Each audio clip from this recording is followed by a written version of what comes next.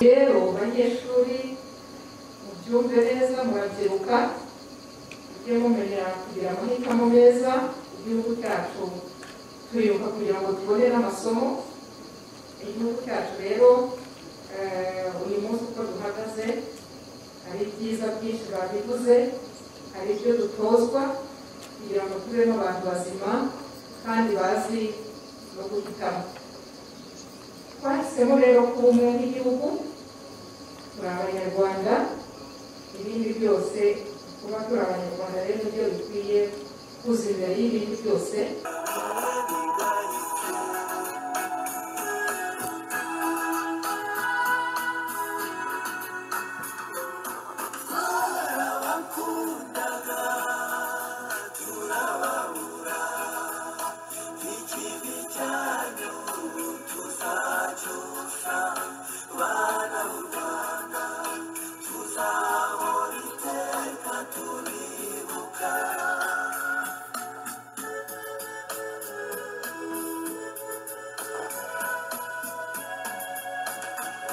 nyakubahwa meya w'akarere ka Kayonza nyakubahwa DVC ushinzwe iteganyamigambi n'iterambere rya kaminuza y'u Rwanda abayobozi mu nzego zitandukanye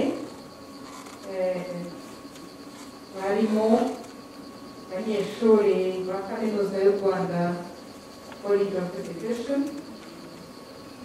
baje kubasuhuza kandi ngira ngo nkomeze abo turi kumwe bacitse ku icumu rya jenoside yakorewe abatutsi ibi ni ibihe biba bikomeye aho umuntu yibuka inzira y'umusaraba yanyuzemo akibuka abo yabuze ni ibikomere rero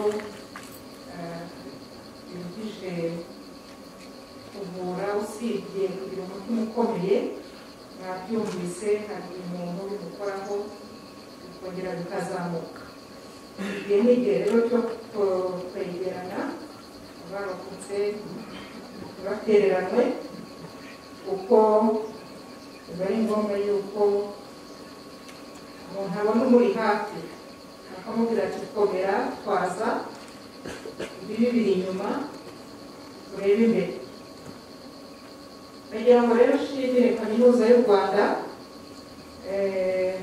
kuba bateye intambwe yo kugira ngo muri kampasi zose bahashyire ikimenyetso cy'urwibutso ariko hari aho bazashyira urwibutso kuko hari amateka yihariye yaho muri iyi kampisi babitubwiye yaje nyuma ya jenoside ariko rero bivuze yuko hano hataba ikimenyetso hari impamvu ikimenyetso cyangwa se n'urwibutso rugomba kuhaba kuko ni jenoside ni amateka yacu ni amateka ashaririye ariko ni amateka tutagomba kwibagirwa impamvu yo kutibagirwa rero murayizi tumaze iminsi tubivuga guhera tariki ya 7 Mata aho nyakubahwa perezida wa repubulika yatangirije iki cyumweru cyo kwibuka twese tuzi yuko ari igihe tugomba gufata umwanya ukibuka abacu bazize jenoside yakorewe abatutsi tugakurikira ibiganiro nk'icyo Dr. Perezida yaduhaye tugakurikira ubuhamya tukajya ku nzibutso ibyo ni ibintu byose bidufasha gukomeza kuzirikana inzirakarengane zishwe zizira uko bavutse kandi nta ruhare babigizemo ibi rero ni byiza ko kaminuza yakomeje kubizirikana uyu munsi tukaba twateye intambwe kandi buri kigo cya leta ndetse n'iby'abikorera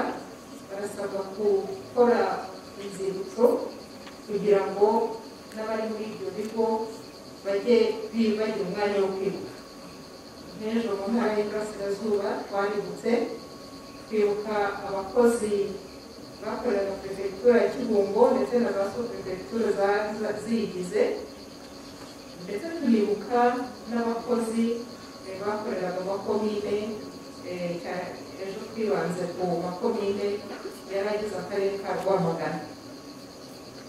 Hari amazina rero twagiye tubona ku rwibutso, hari amazina dufite kandi turakomeje. Murabyumva rero ko twese muri iki gihe tugomba gufata uwo mwanya tukibuka.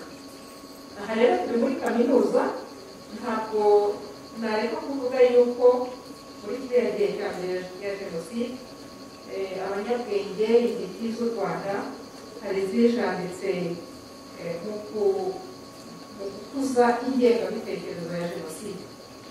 Dr. Gakwenzere yavuze Nahimana Ferdinand wanditse igitabo cyamuhesheje impamyabushobozi y'ikirenga, ariko kandi ayihabwa harimo ibitubaka umuntu bikwiye kugabwa. Nanone kandi Sinahimana gusa ngira ngo tuzi na Mugesera Leon nawe utunze, nawe yari dogiteri mu by'indimi, uwo nawe ni umuntu wari umuhanga uzwi. Hari n'abandi benshi, ariko abo ngabo ni abantu twari tuzi bose twanahuye, kuko nkanjye Mugesera Leon yaranyigishije, yabaye umwarimu wanjye.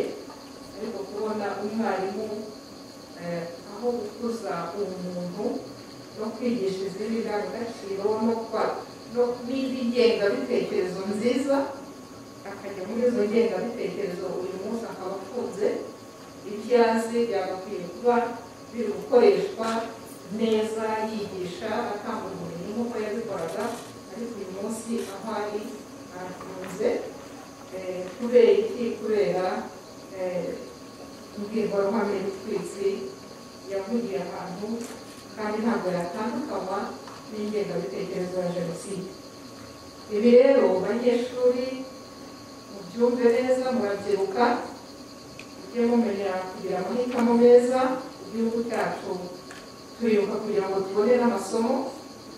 Igihugu cyacu rero uyu munsi uko duhagaze, hari ibyiza byinshi babivuze, hari ibyo dutozwa kugira ngo tubemo abantu bazima kandi bazi no guhitamo.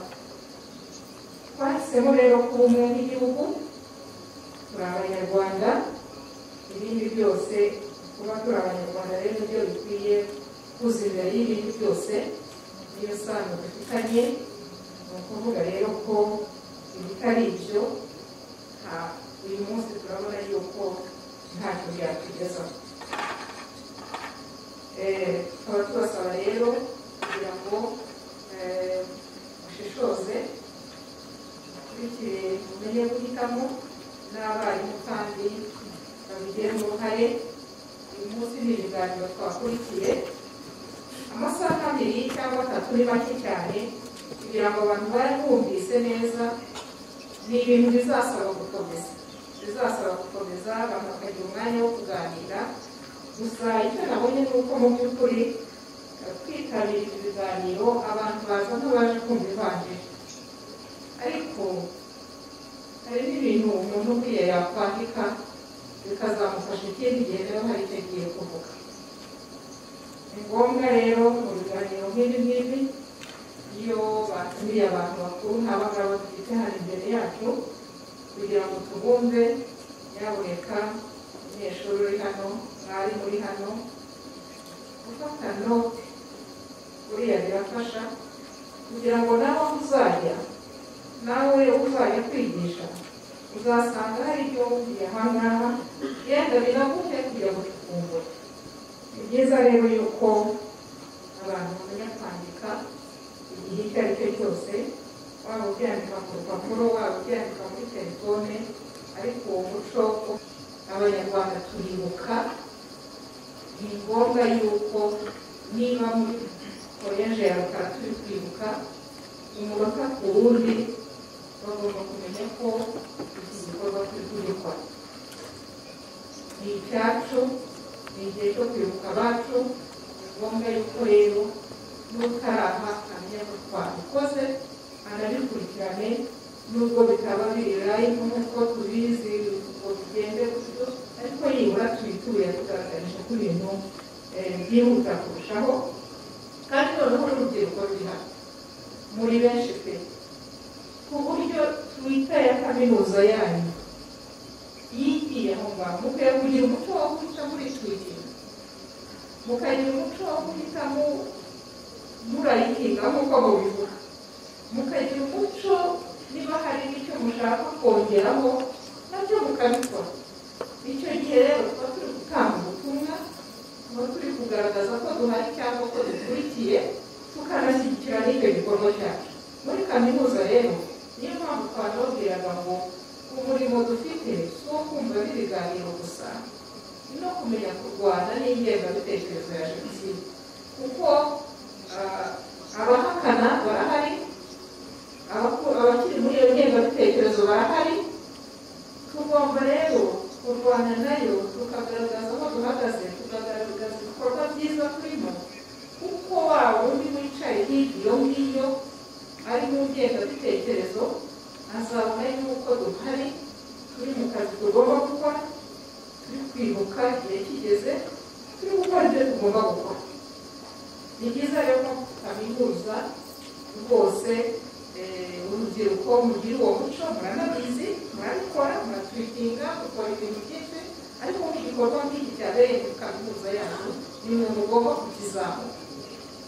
Ndagira ngo rero mbibasabe n'ubutaha yewe tuzabaha n'izi ntara, tubahe n'iz'akarere, mu buryo bwo gushyigikira mu bikorwa byacu n'ubundi uko muyijyana.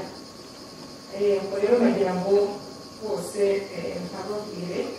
Hanyuma rero n'ubushakashatsi nyarwanda yasabye kaminuza zigomba kuba urumuri, kaminuza zigomba gukora ubwo bushakashatsi kugira ngo budufashe nk'abayobozi, tubone tumenye ukuri kw'ibintu, tumenye ibintu uko byagenze. Ubwo rero bose mu bushakashatsi buramutse bukozwe, ukamenya amateka y'aha, ubukangurambaga baracyahari, kugira ngo babitubwire, tubyumve, tubisesengure, tumenye rero n'ibyabereye aha ngaha ahari.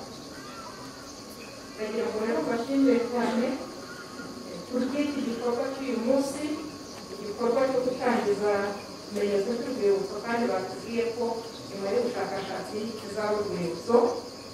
Hanyuma nanone nuko nzafashe uyu mwanya kugira ngo mwibuke mukurikire ibiganiro. Icyo nababwira ni uko turi kumwe twese turifatanyije muri ibi bihe, ahasigaye kugira ngo mukomeze gukurikirana gahunda y'itarangiye, cyangwa se niba yanarangiye dukomeze twibuke twiyubaka.